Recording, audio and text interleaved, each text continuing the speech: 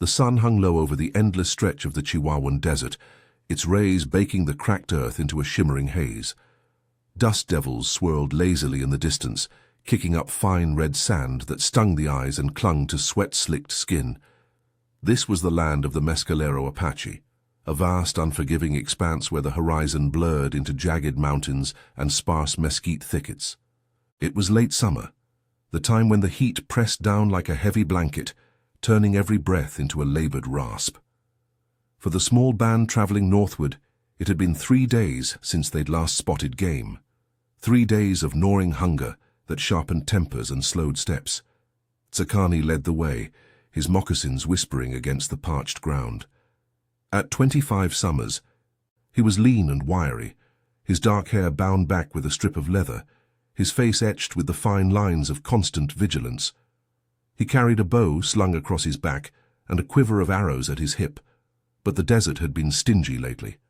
Rabbits burrowed deep during the day, and larger prey like deer had migrated to greener valleys far to the east. Behind him walked his sister, Nacha, her arms cradling their youngest brother, little Zay, who was barely 4 and already learning the rhythm of the trail.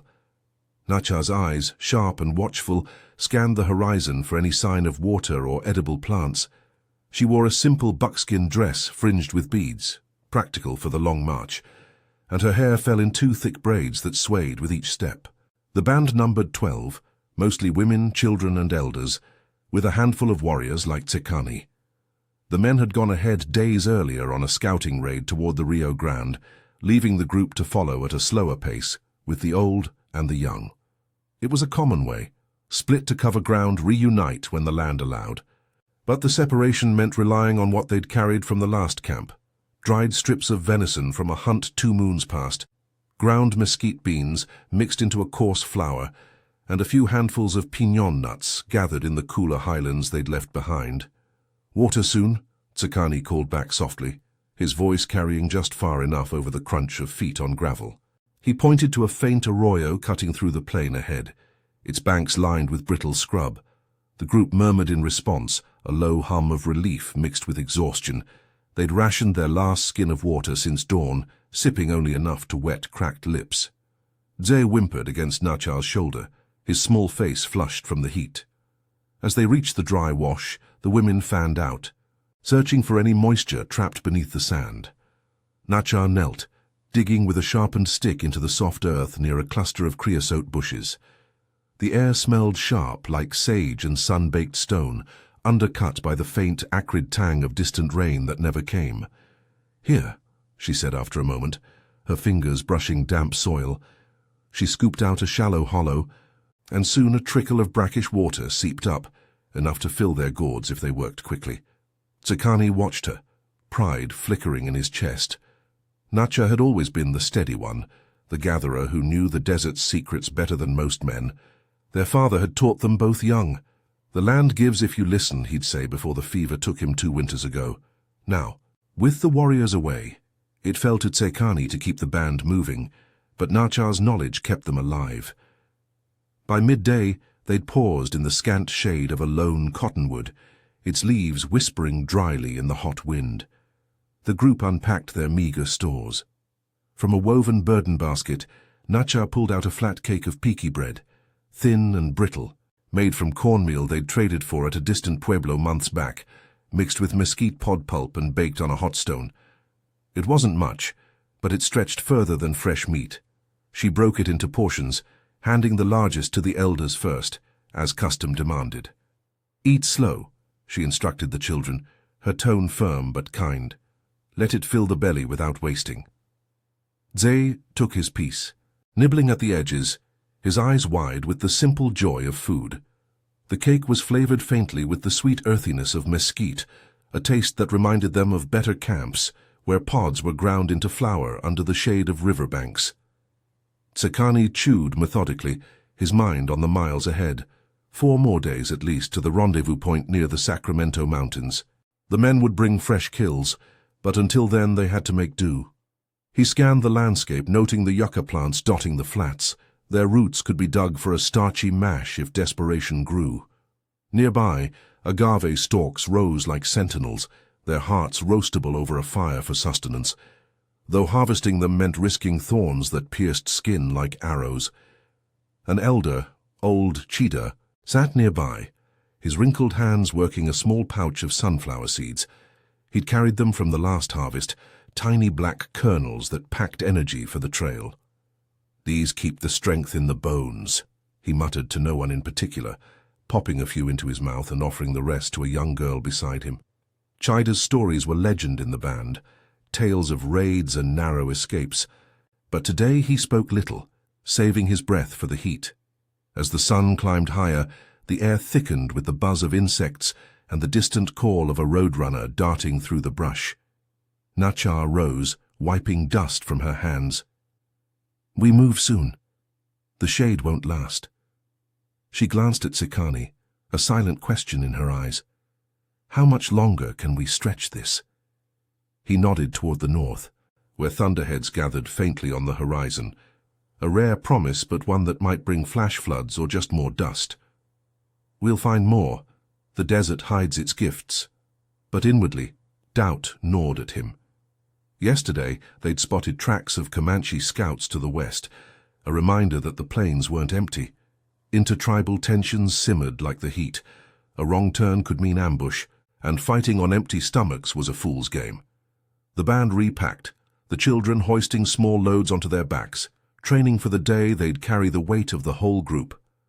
Zay clung to Nachar's skirt as they started again, the arroyo's banks giving way to open flats where the ground baked white under the relentless sun. Tsikani took point, his eyes tracing the subtle signs, a bent twig here, a scuff of hoof there. Survival wasn't just about food, it was about reading the land, moving like the wind, unseen, unstoppable. By late afternoon, as shadows lengthened and the air cooled to a bearable warmth, they crested a low ridge. Below stretched a shallow basin, dotted with prickly pear cactus, their pads swollen with moisture. Nachar's face lit up. "Tunas," she whispered. The fruit would be ripe soon, a burst of sweetness to ease the hunger. But as Tsikani surveyed the area, his hand tightened on his bow. Fresh horse prints marred the sand, circling the cacti like a predator's prowl.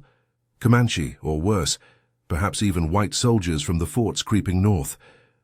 The band halted, tension rippling through them like a sudden gust. Food was one battle. The desert's other dangers waited just beyond the next rise. Tsikani signaled the band to drop low, his body melting into the ridge's scrub as if he were part of the earth itself. The horseprints were fresh, the edges crisp in the fine sand, leading down into the basin like an invitation to trouble. He crouched, fingers tracing the impressions, wide hooves, shod with iron. Not the soft pads of wild mustangs. Soldiers then, or Comanche who'd traded for metal. Either way, they were too close for comfort, especially with empty bellies and no warriors to stand guard. Nachar eased beside him. Zay still clutched to her side, his small breaths quick and shallow. She peered over the edge, her gaze flicking from the tracks to the prickly pear clusters below. The tunas hung heavy on the pads, their skins a deep magenta, promising juice that could quench thirst and fill gaps in the stomach. But the prints circled them lazily, as if the riders had paused to graze their mounts or scout for easy pickings. "We can't go down there blind," she whispered, her voice a thread of steel wrapped in caution. "The fruit's worth the risk, but not our lives." Tsikani nodded, his mind racing through the options. The band needed those tunas. Each pad could be stripped of spines, roasted over coals, and mashed into a pulp that sustained for days. Their sweetness cut the dryness of mesquite cakes, and the seeds ground fine added bulk to any meal. But charging in meant noise, visibility, a chance encounter that could turn a quiet forage into a fight. He turned to old Cheetah, who huddled with the others behind a mesquite thicket, his eyes narrowed against the slanting sun. "What do you see in those marks, grandfather? How many?" Cheetah leaned on his stick, squinting as he studied the ridge from afar. His face, weathered like canyon walls, creased deeper. 3 horses, maybe 4. Riders light, not heavily packed for war. Scouting, I'd wager. They moved east from here toward the old trail. He paused, spitting dust from his lips. "We've crossed paths with such before. Wait till dusk, the shadows will hide us." The group murmured agreement, settling into the cover of the ridge. The sun dipped lower, painting the basin in long shadows that stretched like fingers across the baked clay. The air cooled gradually, carrying the sharp scent of creosote blooming in the evening hush, mingled with the faint metallic tang of distant thunder. Tsakani posted 2 young men, barely old enough to shave, as lookouts, their bows ready, while the women unpacked what little they had for an early meal. No fire yet. Smoke would betray them faster than a shout.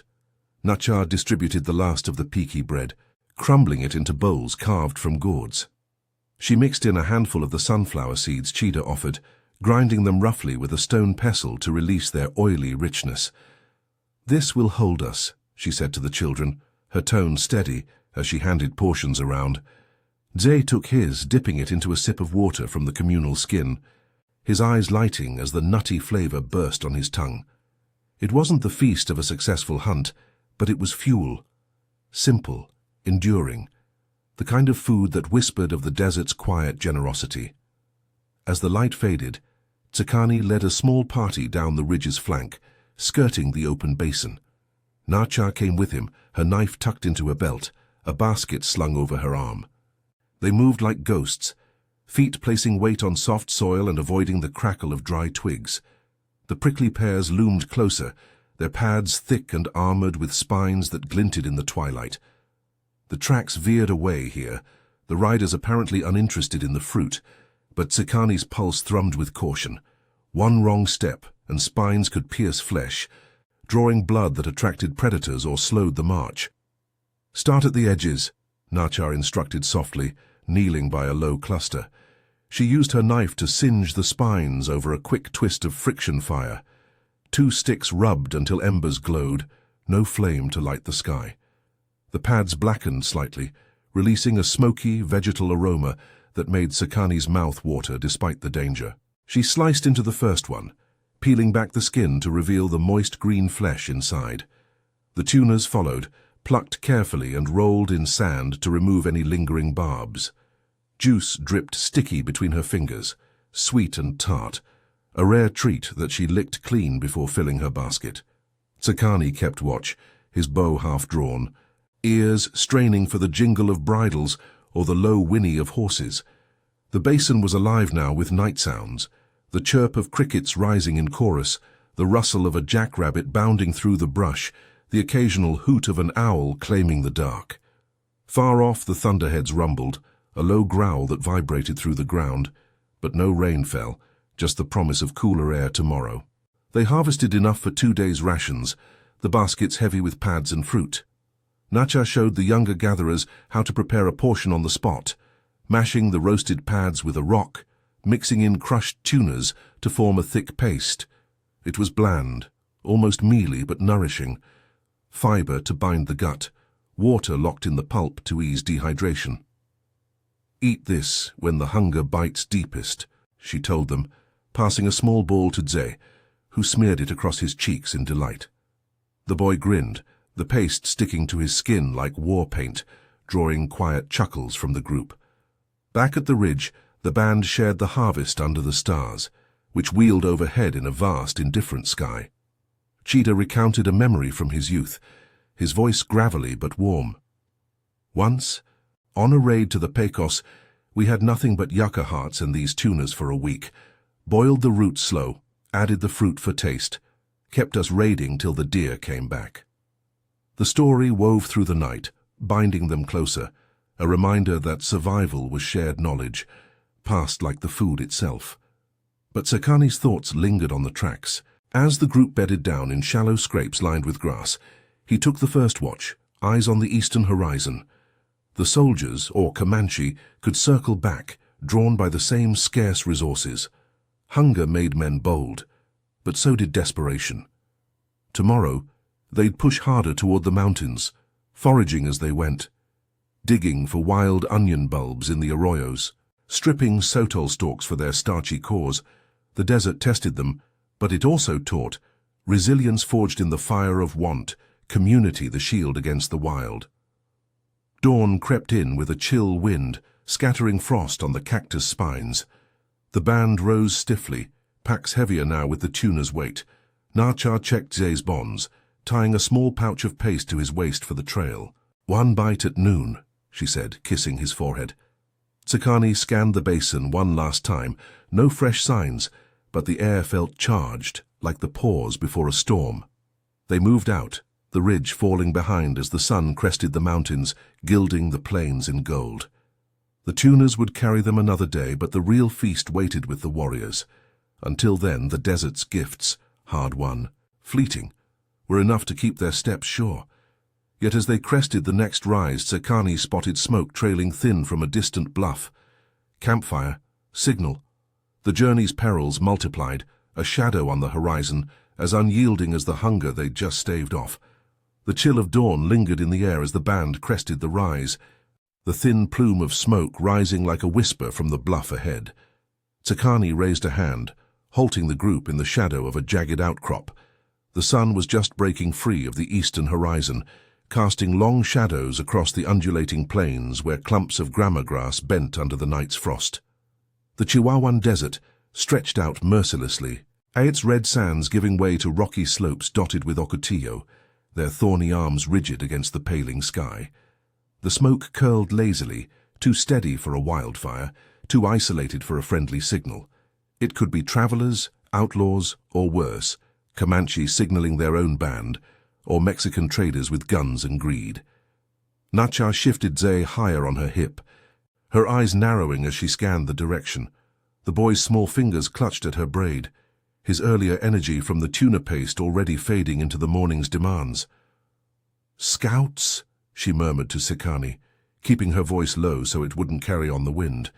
The air smelled of cold stone and the faint resinous bite of creosote, but beneath it lurked the acrid hint of burning wood, mesquite by the scent, common fuel in these parts. Tsakani shook his head slightly, his bow already unslung and arrow knocked loosely. "Too small a fire for a large camp. Could be loners, but we don't risk it." He turned to the group, signaling old Cheetah and the two young lookouts to fan out and observe from cover. The band dropped to a crouch, the women's burden baskets thumping softly against their backs as they sought concealment among the boulders. Hunger gnawed deeper now, the tuna paste a temporary balm that left their stomachs rumbling for more substance. They'd need to forage soon, but caution came first. An empty belly was survivable, a bullet was not. Cheetah returned after a tense half-hour, his steps deliberate on the loose scree. He knelt beside Tsakani, breathing steady despite his age. "One man, by the tracks, horse tethered nearby, but he's afoot now, poking at the ground with a stick, not hunting, digging, like for roots or water." The elder's eyes gleamed with the hard-won wisdom of decades. "White eyes, I think, from the boot marks. Straggler, maybe from a wagon train. Alone means desperate, and desperate men take what they find." The group absorbed this, murmurs rippling like wind through dry leaves. Nacha's mind turned to the practical. If the stranger was foraging, he might have disturbed useful plants, but approaching him invited conflict. "We circle wider," she suggested, her tone practical as she adjusted the straps on her basket. "The bluff hides a dry wash on the far side. I've seen it before. Yucca there and maybe wild gourds if the rain came last moon." Tsakani agreed, and they veered westward, skirting the bluff at a distance that kept the smoke out of sight but the threat in mind. The terrain roughened, descending into a shallow arroyo where the walls rose 10 feet high, etched with the scars of flash floods long past.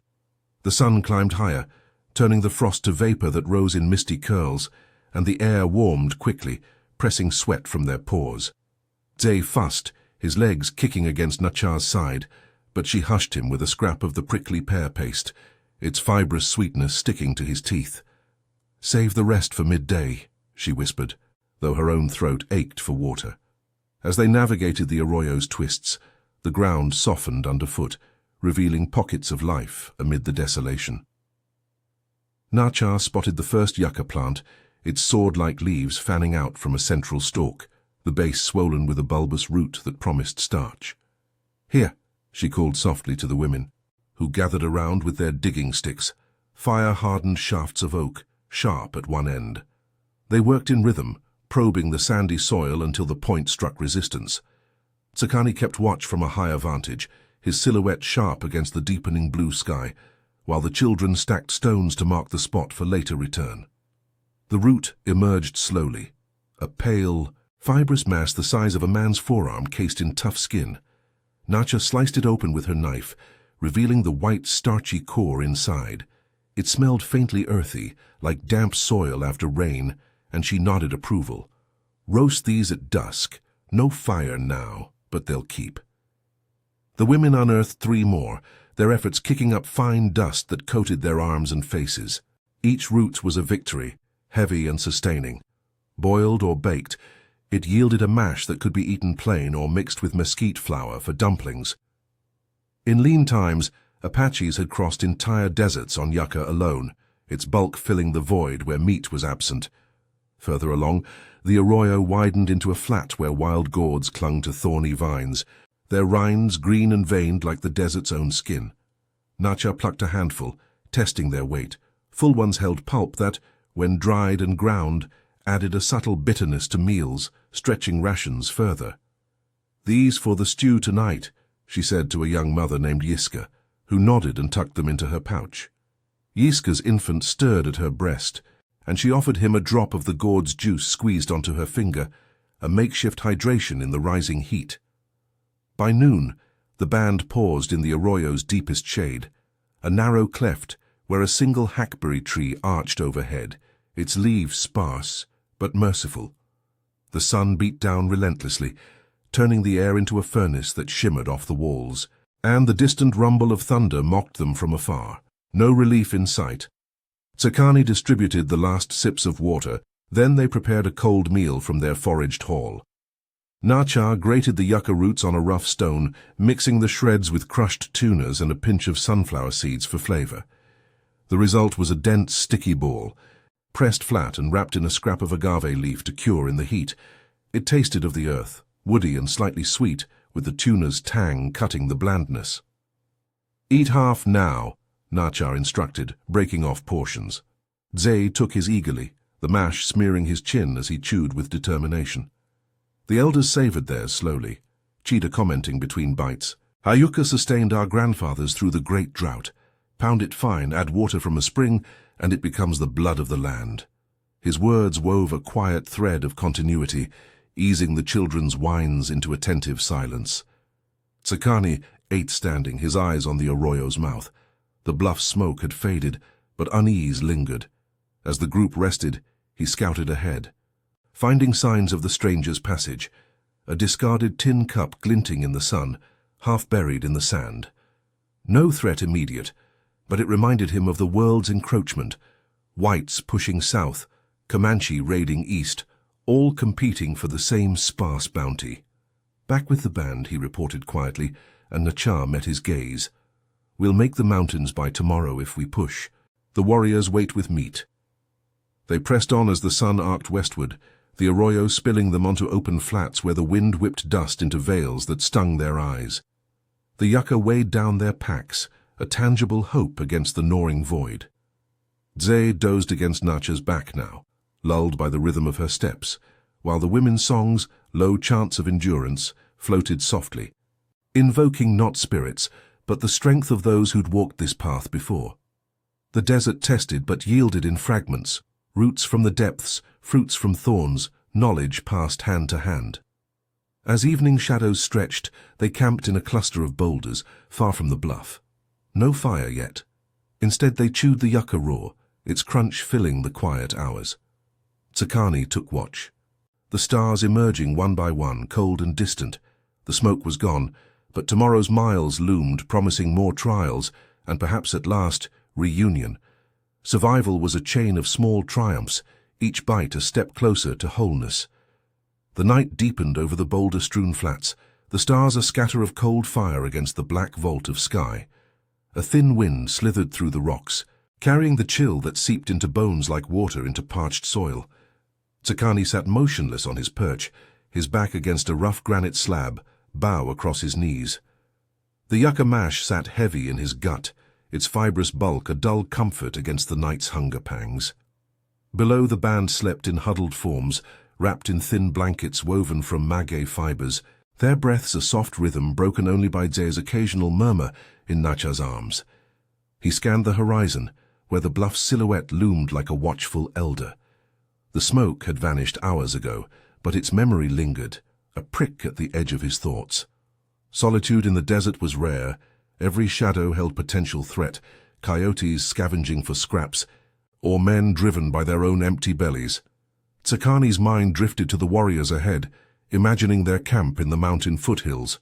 Fresh antelope haunches roasting over mesquite coals, the air thick with the savory smoke of fat dripping into the fire. It had been 4 days now since the split. Tomorrow they'd close the gap if the land allowed.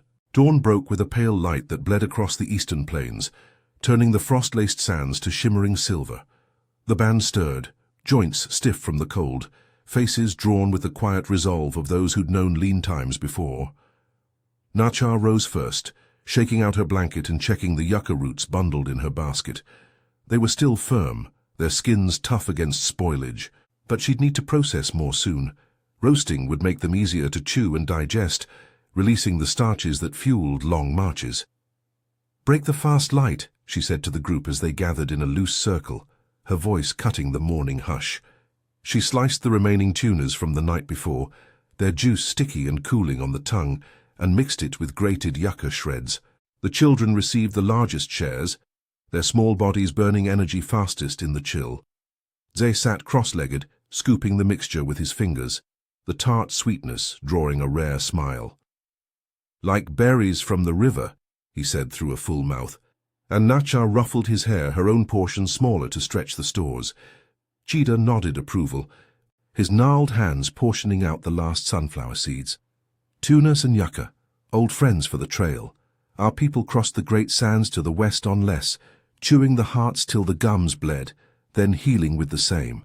He popped a seed, the crunch echoing his words, a reminder that food was more than sustenance. It was story, endurance etched into every bite. Tsakani ate standing, his eyes on the path ahead. The bluff lay to their east now, a barrier they'd skirt before climbing toward the Sacramento foothills. "We move quiet and quick," he instructed. "The stranger's gone, but his kind draws others, eyes open for sign." The band packed swiftly, the women's baskets slung low to balance the weight, children trailing with light loads of gourds and tools. No time for fire. The raw mash would have to hold them till midday. They set out across the flats, the sun rising to chase the frost, warming the air into a deceptive mildness.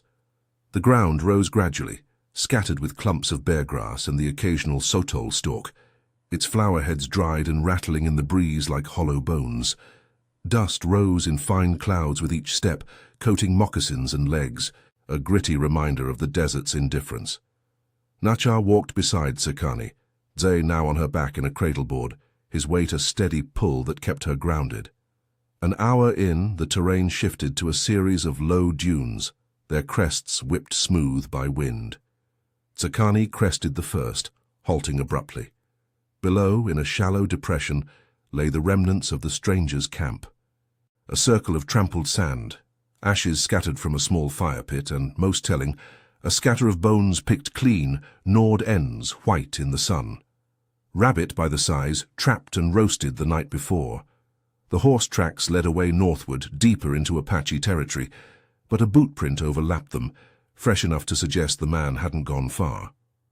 "Followed game," Tsakani muttered, dropping to one knee. Nacha joined him, her sharp eyes tracing the signs. The fire pit held charred mesquite twigs, and nearby a discarded hunk of root, agave, half-eaten, its bitter flesh exposed. The stranger had foraged too, clumsily, leaving waste that could have sustained the band another day. "Foolish," she said, shaking her head. "He burns what he takes, leaves tracks like a child. If Comanche find this, they'll circle back." Tsakani signaled the group to veer left, avoiding the depression, but the detour cost time, and by mid-morning the sun hammered down, turning the air thick and oppressive. Sweat traced salty paths down their backs, evaporating before it soaked through. Hunger resurfaced, sharper now without the night's rest to blunt it. Nacha called a brief halt near a stand of agave plants, their thick leaves edged with teeth that caught the light. "These?" she said to Yiska and the other women, pointing to the central rosettes. Hearts for the march. They worked efficiently, using knives to trim the outer leaves, exposing the pale pineapple-like core at the base. Each heart was heavy, weighing near 5 pounds, its flesh dense with carbohydrates that, when roasted, softened to a caramelized chew. Nacha sliced hers into manageable chunks, wrapping them in broad leaves to carry. Bake slow tonight. No rush. Let the sugars sweeten.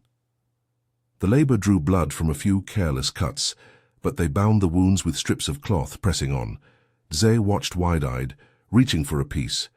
But Nacha shook her head. Raw, it's tough, little one. Wait for the fire. The agave added bulk to their loads, a promise of fullness that eased the grumbling stomachs. Cheetah took a small bite of his raw chunk, grimacing at the bitterness. Like chewing leather at first, but it binds the strength. I once ate nothing else for 3 suns, trailing a herd of mustangs across the Llano. The elder's tale sparked quiet talk among the young men, who hefted their own hearts, testing the weight. As they pushed on, the dunes gave way to a rugged slope leading toward a narrow canyon mouth, its walls fluted red by erosion. The air cooled slightly in the shade, carrying the damp scent of hidden moisture, perhaps a seep spring ahead. But Tsakani's caution grew. The strangers' tracks reappeared, paralleling their path, now mingled with the faint prints of small game fleeing the disturbance. He's hunting blind, Tsakani said to Nacha. Pushes too hard, scares what little there is. She nodded, wiping sweat from her brow. And we pay for it. But the canyon may hold more. Wild onions, maybe, or bee-weed seeds if the wind brought them. Her words steadied him, a reminder of her unerring eye for the land's provisions.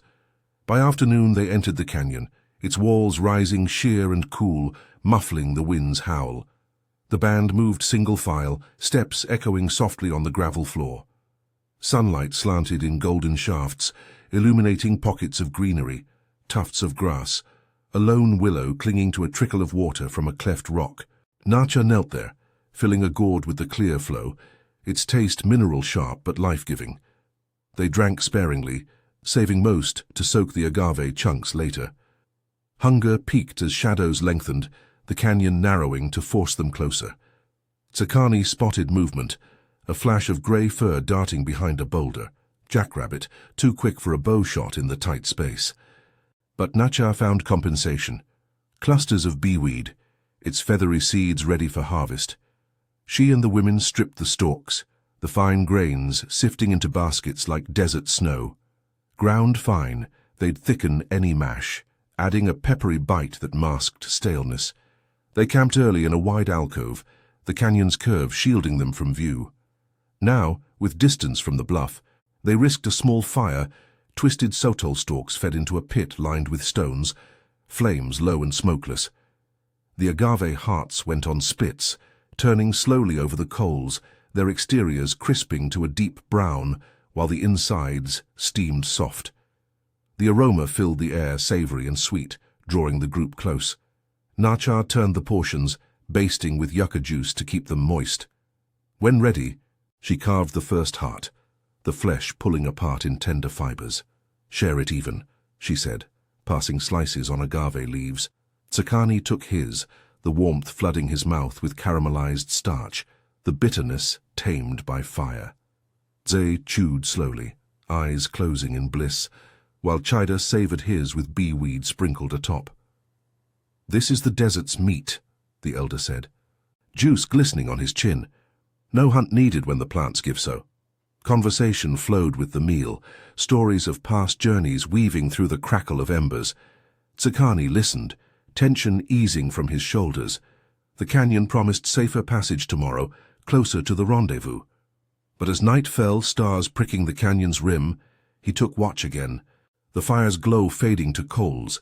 The agave sustained them, but the trail's end beckoned, a reunion that would end the lean days.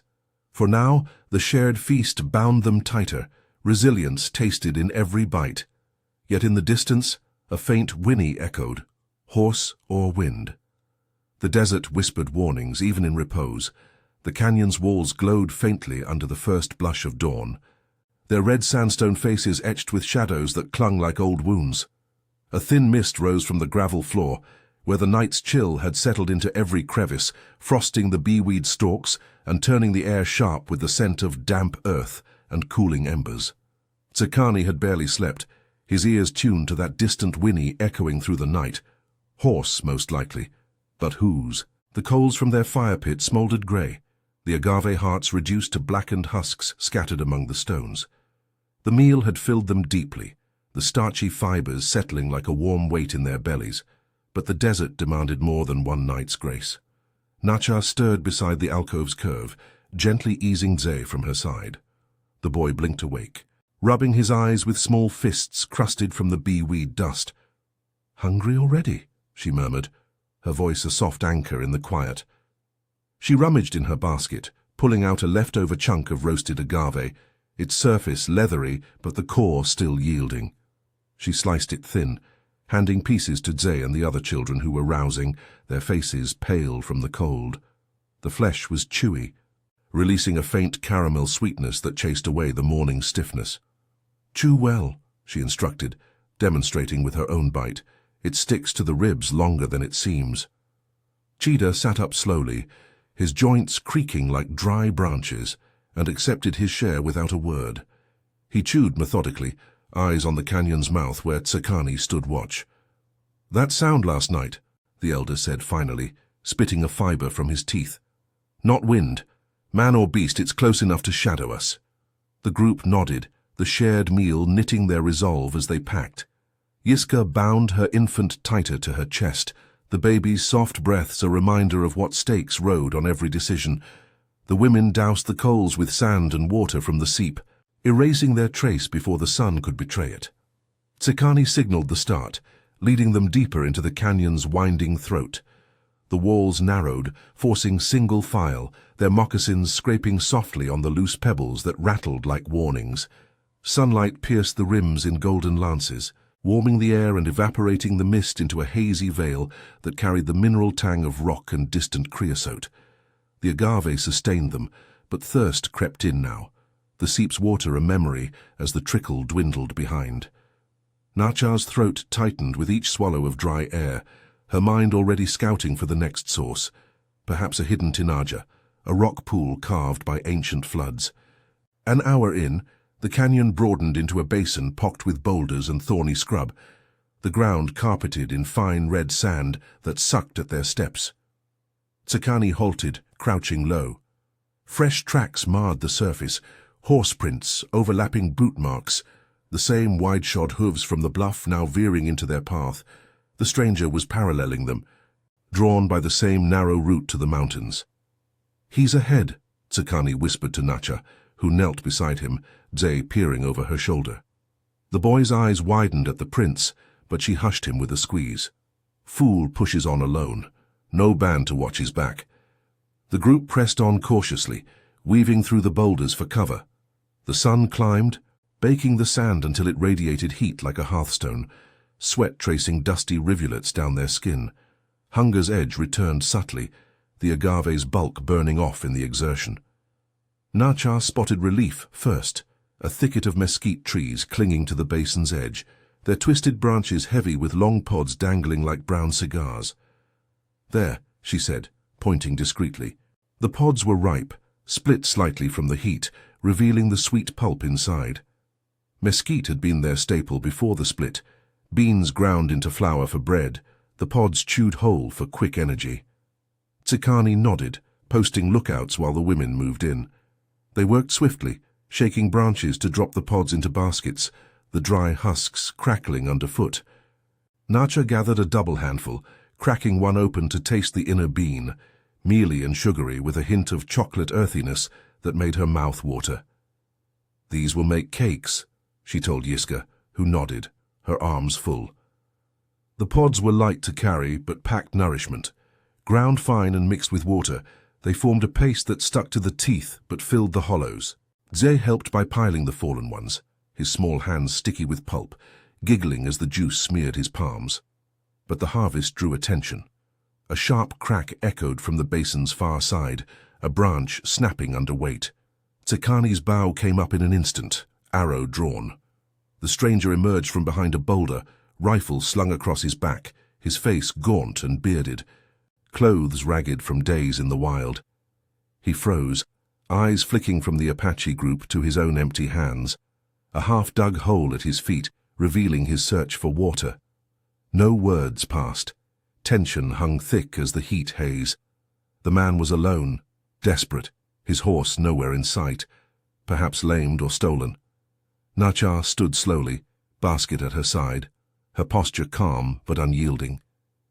"He takes our path," she said low to Tsakani, "but he's no threat now." The stranger's gaze lingered on their baskets, the mesquite pods spilling over the edges, a feast in his starving eyes. Tsakani lowered his bow fractionally, signaling the band to hold. In Apache ways, a lone wanderer could be pitied or dispatched, but waste was the desert's true sin. "Go your way," Tsakani called in broken Spanish, the words rough from disuse. "No fight here." The man hesitated, then backed away, vanishing into the scrub without a sound. The band exhaled collectively, the encounter a stark reminder of the world's press. "He'll follow or fall," Cheetah grunted, helping load the pods. "But we don't carry his weight." They moved out, the mesquite adding a faint rustle to their packs. By midday, in a shaded overhang, Nachar prepared a quick meal. Pods cracked and beans pounded with a stone into coarse flour, mixed with the last seep water and a dribble of tuna juice for binding. She shaped it into flat patties, sun-drying them on hot rocks to harden for the trail. The cakes baked in the relentless sun, their aroma rising sweet and nutty, drawing the children close. Zé took his first, breaking it with a snap, the texture crumbly yet moist inside. "Better than yucca," he declared, crumbs tumbling down his chin. Nachar smiled faintly, her own cake portioned small. "Mesquite is the old food, feeds the body and the long walk." The elders ate theirs with bee-weed sprinkled on, the peppery kick sharpening the sweetness.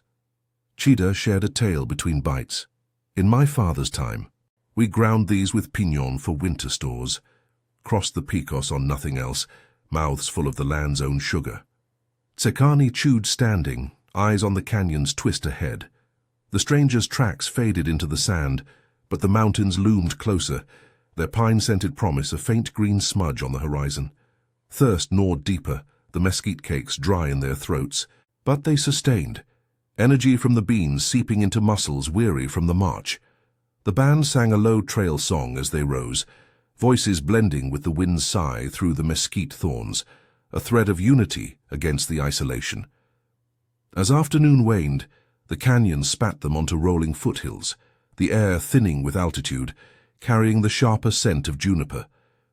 No sign of the stranger, but a new obstacle, a dry riverbed blocking their path, its bed cracked and barren, no water in sight. Nachar probed the banks with her stick, finding wild potato tubers buried shallow, bulbous roots the size of fists, their skins rough as bark. "Dig here," she directed, and the women set to, unearthing a dozen. Sliced and roasted, they'd yield a mealy mash, starchy and filling, with a mild nuttiness that paired well with mesquite. They camped early in a juniper grove, the tree's twisted limbs offering scant shelter from the evening chill. A small fire crackled, the potato tubers buried in coals to bake slow. When unearthed, their skins split to reveal steaming white flesh, scooped out and mixed with crumbled mesquite cake for bulk. The combination was hearty, the potatoes' creaminess softening the beans' grit. Zé shoveled his share, steam rising from his bowl, while Yiska fed her infant a softened bit, the baby's gums working eagerly. Tsakani took watch as stars wheeled overhead, the fire's warmth a fleeting circle in the vast cold. The foraging had bought them time, each plant a lesson in the desert's economy. Tomorrow, the final push to the rendezvous, warriors, meat, wholeness. But the whinny's echo lingered in his mind, a shadow on the trail's end. Survival wove through bites and steps, binding them tighter with every shared triumph. The juniper grove huddled against the foothill's flank, its gnarled branches clawing at the night sky like desperate fingers. The fire's embers pulsed faintly, casting flickering shadows on the band's faces as they settled into sleep, bodies curled against the encroaching cold that nipped at exposed skin. Tsakani remained on watch, his back to a stout trunk, the rough bark pressing into his shoulders like an old friend's grip. The wild potato mash lingered in his stomach, a solid warmth that blunted the night's edge, but sleep evaded him. The distant whinny from the canyon replayed in his mind, too deliberate for a wild horse, too isolated for a herd. The stranger, perhaps, or something worse, trailing their scent. Dawn arrived with a grey pallor, the sun struggling through a veil of high clouds that promised neither rain nor relief. Frost rimed the juniper needles, crunching underfoot as the band rose, breaths visible in the crisp air. Nachar distributed the last of the potato remnants, cold now but still mealy and sustaining, scraped from the coals with wooden spoons. Zhe chewed his share sleepily, the nutty flesh sticking to his teeth, while Yiska warmed a softened piece for her infant, mashing it into a paste that the baby suckled greedily. "It holds the morning's strength," Nachar said quietly, her own portion handed to Cheetah first, honoring the elder's place. The potatoes had been a gift from the dry riverbed, roots that swelled in hidden aquifers, their starch converting to energy that fueled the climb ahead. Cheetah nodded, wiping his mouth with the back of a weathered hand. Potatoes and mesquite, together they carry a man over the high passes. I remember digging these same in the Sacramentos after the snows melted when game hid in the pines. His voice, gravelly from years of dust and tales, drew the children's attention, their eyes bright despite the chill.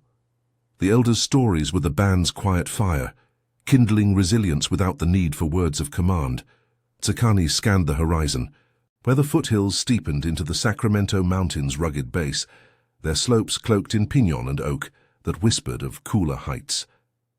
The rendezvous lay just beyond, a day's hard march if the path held true. "We climb now," he said, slinging his bow. "The trees will hide us, but watch for loose stone. The fall could break more than bones." The band packed swiftly, baskets heavy with the last mesquite pods and potato tubers, wrapped in leaves to prevent bruising. No fire this morning. The smoke would linger on the wind, a beacon for any who followed. They ascended the slope, the ground shifting from red sand to fractured limestone that bit into moccasins. The air thinned, carrying the sharp tang of pine resin and the faint, loamy scent of leaf litter underfoot. Sweat beaded despite the cold, the incline pulling at legs accustomed to flats, but tested by days of want. Thirst sharpened now, the seep's water a fading memory, and Nachar's eyes searched the underbrush for relief. Halfway up she spotted it, a cluster of manzanita bushes, their red bark peeling like sunburned skin, branches bent low with clusters of dried berries. "These," she called softly to the women, veering toward them while Sekani posted a lookout. The berries were small and leathery, harvested from the previous season's bounty, but their tart dryness promised hydration locked in the pulp. Nachar plucked them carefully, filling her pouch until it bulged. "Chew slow. They draw moisture from the body first, then give it back." Yiska joined her, stripping the twigs with quick twists, the berries' skins cracking faintly to release a dusty, berry-sweet aroma. Zhe reached up, snagging a handful, and popped one into his mouth, puckering at the astringency. "Sour like unripe tunas," he complained, but Nachar smiled. "Better than dry throat. Mix with potato mash at noon. It sweetens the whole." The harvest lightened the mood, a small abundance amid the climb's toil, but Sekani's signal cut it short, a low whistle from the ridge above. He waved them up, his face taut. Cresting the rise, the band dropped low behind a windfall of fallen pinon. Below, in a narrow saddle between hills, the stranger's horse grazed, tethered to a sapling. The man himself huddled nearby, rifle propped against a rock, his body slumped in exhaustion. Tracks radiated out, searches for game or water, all fruitless. He hadn't seen them, but his position blocked the direct path to the rendezvous, forcing a choice, confrontation or detour. Nachar crouched beside Sekani, Zhe's weight shifting on her back. "He's spent. Look at the stagger in his prints. No fight left, but he'll take what he can if cornered." The air hummed with tension, the wind rustling pinon needles like a warning. Cheetah peered over, his breath steady. "Let him be. The mountains have their own judgment for the careless." Sekani weighed it, the bowstring taut under his fingers. Mercy in the wild was a risk, but so was blood on their hands, drawing attention from patrols or rival bands. They circled wide, descending into a steeper ravine where oaks twisted from cracks in the rock, their acorns scattered like forgotten beads. The detour cost time and energy, legs burning as they scrambled over talus slopes that slid underfoot. By midday the sun pierced the clouds, turning the ravine into a sun trap where heat pooled like water in a basin. The band paused in the shade of an overhanging ledge, the air thick with the musty scent of leaf mold and damp stone. Nacha unpacked the manzanita berries, crushing them with a rock into the remaining potato mash. The mixture turned a deep purple, sticky and invigorating, the berries' acidity cutting the starch's heaviness. She formed it into balls, passing them around. The children first, then elders, the nutty sweet blend sliding down parched throats like a draught from a spring.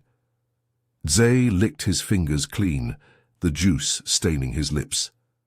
"Makes the tired go away," he said, and Yiska nodded, feeding her infant a tiny dab on her fingertip. Cheetah savored his slowly, the mash's warmth spreading through his chest. "Manzanita and acorn. Wait, there's more here." He gestured to the oak litter, and the women gathered a handful of the nuts, their caps discarded to reveal the bitter kernels inside. Soaked in water from a nearby seep, a thin trickle from a mossy cleft, they'd leached the tannins, ready for grinding into flour later. "These with mesquite will make a proper bread by camp," Cheetah added, his eyes alight with the promise. Tsakani ate sparingly, his mind on the saddle below. The detour had brought distance, but thirst clawed deeper, the mash only teasing relief. As they pressed on, the ravine climbed into denser woodland, pinon giving way to ponderosa pines, whose needles carpeted the ground in soft rust. The air cooled, laced with the resinous bite that spoke of higher ground, but the slope steepened, forcing hands to rocks for purchase. A slip sent pebbles cascading, echoing too loudly, and Sakani hushed them with a gesture. Far below, a faint shout carried on the wind. The stranger perhaps calling to no one, his isolation a mirror to their own trials. As afternoon waned into golden light filtering through the canopy, the band stepped slowing as fatigue set in. Nacha's shoulders ached from Zay's weight, but she pushed, spotting wild currants clinging to a vine, small red jewels that burst with juice when bitten. She plucked enough for a quick share, the tart pop refreshing their mouths, a fleeting moisture that eased cracked lips. "Currants for the blood," she murmured, handing one to Tsakani. He nodded thanks, the burst of flavor sharpening his focus. As dusk painted the pines in deepening blues, they emerged onto a plateau, the rendezvous valley visible below, a green scar amid the peaks, smoke from the warriors' fires curling like welcoming arms.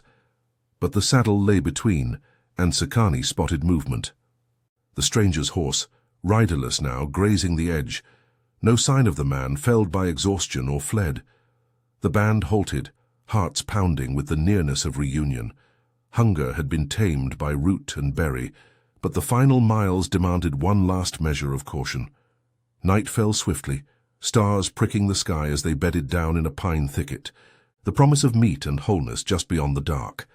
Yet the whinny sounded again, closer, a thread of uncertainty weaving through their hard-won peace. The pine thicket enveloped them like a reluctant guardian, its needles a prickly carpet that muffled their movements as night fully claimed the plateau. The air hung heavy with the sharp, balsamic scent of resin, undercut by the earthy dampness rising from the forest floor where dew gathered in the duff. Tsakani lay awake, his body wedged between two trunks, the bow cradled close like a sleeping child. The whinny had come again, closer this time, a ragged equine plea that sliced through the rustle of wind in the branches. Below in the saddle, the stranger's horse paced its tether, its silhouette ghostly against the starlit horizon, but the man remained unseen, swallowed by the dark or the land's unforgiving grasp. Nacha shifted nearby, Zay's small form nestled against her, his breaths even in sleep. She pressed a hand to her brother's arm in the gloom. "Rest," she whispered, her voice a thread of calm woven from exhaustion. "The valley calls. Tomorrow ends this." Tsakani nodded, though doubt coiled in his chest like a rattlesnake in shade. The reunion fires flickered distantly, pinpricks of orange promising venison and laughter, but the plateau's edge dropped sharply into the saddle, a natural choke point where ambush waited as surely as relief. The foraged stores in their baskets, mesquite pods, acorn kernels, manzanita berries, and the last wild potato tubers had carried them this far, each bite a testament to the desert's sparse mercy, but one wrong step could unravel it all. Dawn broke with a hesitant light, filtering through the pines in pale shafts that chased the night's chill. Frost silvered the needles, crunching underfoot as the band rose, faces etched with the quiet determination of those who'd stared down hunger's maw. Nachar unpacked the remaining mash from midday. The manzanita's purple stain faded, but its tart residue still clinging to the potato's mealy core. She crumbled in a handful of dried currants, their skins splitting to release a burst of preserved juice that moistened the mix. "This for the descent," she said, shaping it into compact balls that the children clutched like talismans. Zay nibbled his, the berries zing pulling a yawn from him. "Tastes like the river berries Mama used to find," he mumbled, and Nachar's eyes softened, a flicker of memory bridging the lean days. Cheetah chewed his portion slowly, the mash's nuttiness grounding him as he surveyed the saddle below. "The horse wanders free now, no rider to claim it. The mountains take what the desert spares." His words hung in the crisp air, a nod to the stranger's fate, unspoken but accepted. The band packed light, leaving no trace beyond a scatter of pine duff over their night's hollows. Tsakani led the descent, skirting the saddle's open ground, by threading through a dense stand of oaks whose branches arched like protective arms. The slope steepened, loose scree sliding under moccasins, forcing careful steps that echoed the caution of their entire journey. Mid-morning sun warmed the ravine, turning the frost to vapor that rose in misty curls, carrying the loamy tang of oak leaves and the faint, acrid whiff of the untethered horse's sweat as it grazed nearby. No sign of the man. No bootprints veering into the underbrush, no discarded gear glinting in the light. Perhaps he'd stumbled into a crevice or wandered thirst-maddened into the wilds, his body a fleeting lesson in the land's impartiality. Tsakani's tension eased fractionally, the bow remaining slung but ready. "Clear," he signaled back, and the group quickened, the valley's green expanse unfolding below like a long-withheld breath. The path spilled them into the foothill's embrace, where pinon pines gave way to grassy meadows dotted with wildflowers, late bloomers defying the season's harshness. Thirst clawed at their throats now, the current's moisture long burned away, but Nachar spotted salvation, a shallow tanaja in a rock outcrop, its pool brackish but brimming from recent seepage. They drank deeply, the mineral-laced water cool against sun-cracked lips, then filled gourds for the final stretch. Yiska cupped handfuls for her infant, the baby cooing as droplets splashed his face. "Water binds the foraged gifts," Nachar said, rinsing the acorn kernels in the pool to further leach their bitterness. Ground later with mesquite flour, they'd form a nutty porridge, a bridge to the warrior's bounty. By noon, the valley floor welcomed them, its air alive with the hum of bees and the distant low of camp voices. The rendezvous site nestled in a cottonwood grove, along a seasonal creek, its banks lush with grass that spoke of hidden springs. Smoke rose thicker now, laced with the unmistakable sear of roasting meat, antelope, by the savory drift on the breeze. Tsakani crested the last rise, his heart quickening as figures emerged from the trees. The warriors lean and dust-streaked, their faces breaking into grins at the sight of the band. Leading them was their uncle, Hassar, broad-shouldered and scarred from old raids, a haunch of venison slung over his shoulder. "Sister Tsakani!" Hassar called, striding forward to clasp Tsakani's arm, then Nachar's in a firm embrace. Zay squirmed free, running to bury his face in Hassar's leg, the man's laughter rumbling like thunder in the hills. The warriors numbered 8, their return haul evident in the drying racks heavy with jerky strips and hides. "We tracked a herd near the Rio, 5 days of pursuit, but the gods of the hunt favored us. No spirits invoked, just the hard truth of stealth and skill." The band reunited in a whirl of embraces and shared glances, the children's excited chatter mingling with the elders' quiet relief.